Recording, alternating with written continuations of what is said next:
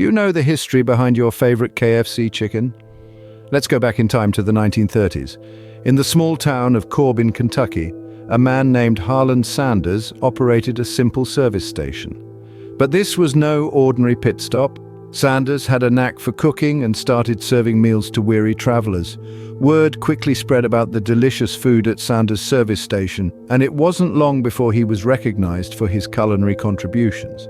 In 1936, Governor Ruby LaFoon bestowed upon Sanders a title that would become world famous, Colonel. But this was just the beginning of Colonel Sanders' journey.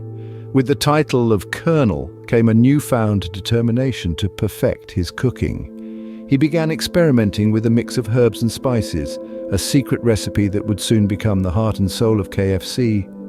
In the midst of the hustle and bustle of the service station, between the clang of pots and the hiss of frying chicken, Colonel Sanders created his original recipe, 11 herbs and spices carefully balanced to create a flavor that was truly unique.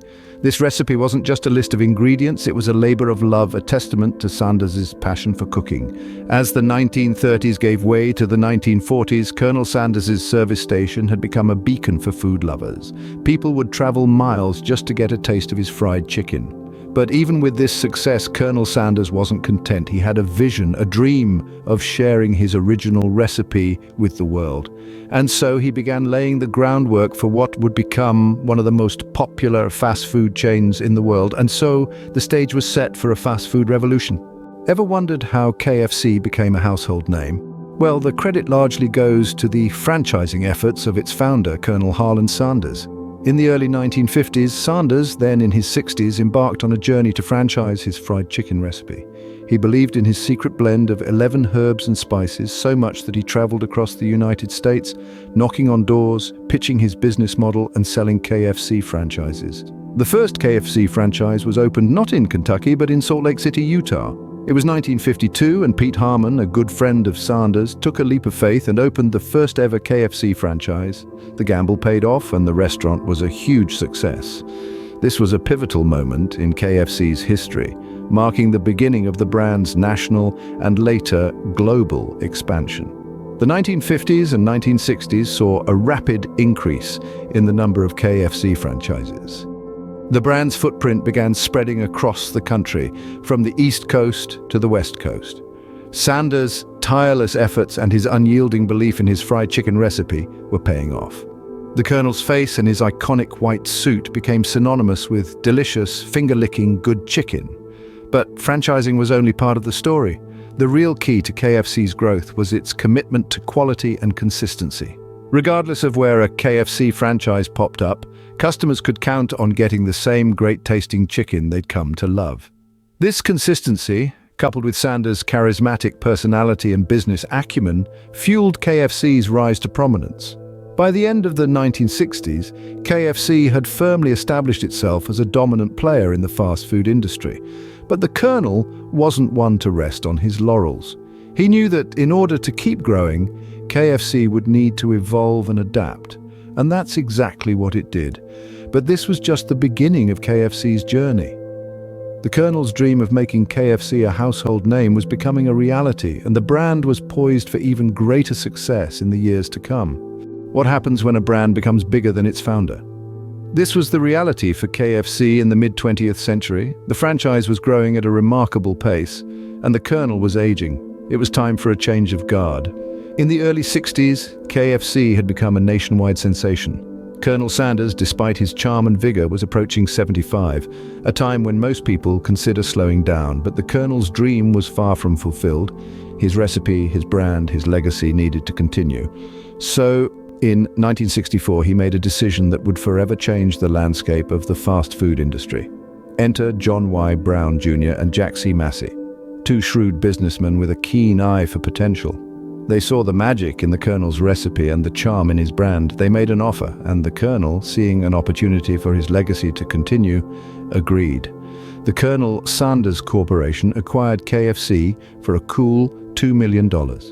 But the Colonel didn't completely let go. He held on to the operations in Canada, a testament to his enduring love for the brand. But the story doesn't end there. In the year 1971, KFC was destined for another major shift. This time, the buyer was Hoibline Inc., a company that was later snatched up by R.J. Reynolds Industries. This acquisition marked the beginning of corporate ownership for KFC, a trend that would continue for decades to come. Through these changes, the Colonel's original recipe remained untouched, a sacred mantra in the world of fast food. The brand became bigger, the reach became wider, but the heart of KFC stayed the same, the 11 herbs and spices that made it all possible. In the face of corporate takeovers and transitions, KFC maintained its essence, its identity, its flavor. What started in a small service station in Kentucky had now become a worldwide phenomenon. The Colonel's recipe was now in new hands. How did KFC become a global phenomenon?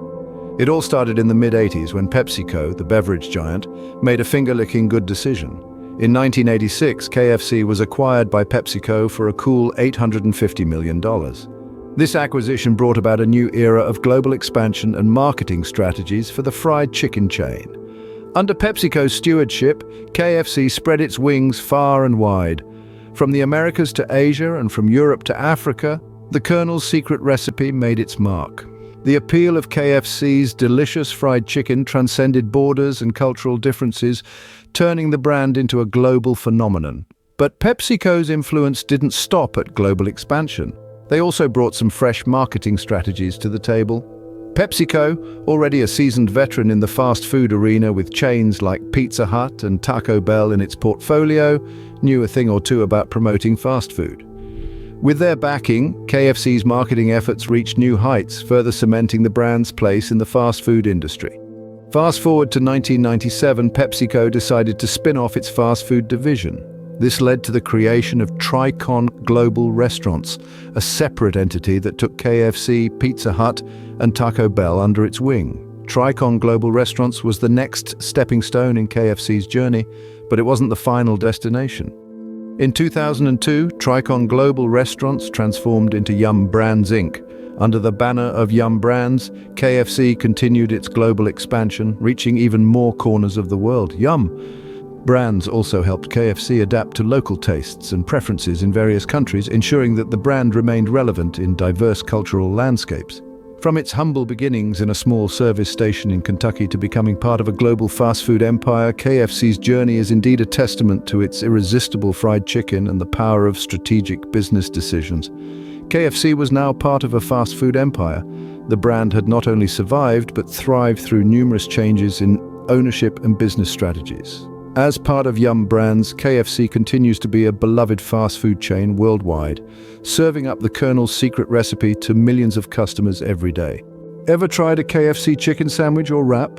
If you have, then you've tasted a part of the brand's menu evolution. From its origins as a humble roadside service station serving mouth-watering fried chicken, KFC has evolved its menu to keep pace with changing consumer preferences and trends. Over the years, the brand expanded its offerings, introducing a range of sandwiches, wraps, and different side dishes. A notable innovation was the introduction of the KFC bucket, a signature item that offered families and large groups an easy way to enjoy their delicious chicken. It was a hit, and it's still a favorite today, but the brand didn't stop there. Recognizing the universal appeal of burgers, KFC introduced chicken sandwiches to their menu, a move that brought in a wave of new customers. In addition to their savory offerings, KFC also explored the sweet side of things. They introduced desserts, including cakes and cookies, appealing to those with a sweet tooth after a hearty meal. The brand's adaptability and willingness to innovate have played a significant role in its sustained popularity. But KFC's evolution is not just about its menu, it's also about its impressive global presence. Today, KFC is one of the largest fast food chains in the world, boasting thousands of restaurants in numerous countries. It's not just about the numbers, though. KFC's success lies in its ability to adapt to different cultural preferences. In China, for instance, you might find congee, a type of rice porridge, on the menu. In Japan, KFC has become a Christmas tradition, with families ordering buckets of chicken to celebrate the holiday. It's this understanding and respect for cultural nuances that have helped KFC establish a strong foothold in markets around the world. From a small service station in Kentucky to a global fast food giant, KFC has truly made its mark. Its story is one of evolution and expansion, of embracing change while staying true to its roots. And as the brand continues to grow and adapt, we can only anticipate what delicious innovations will come next.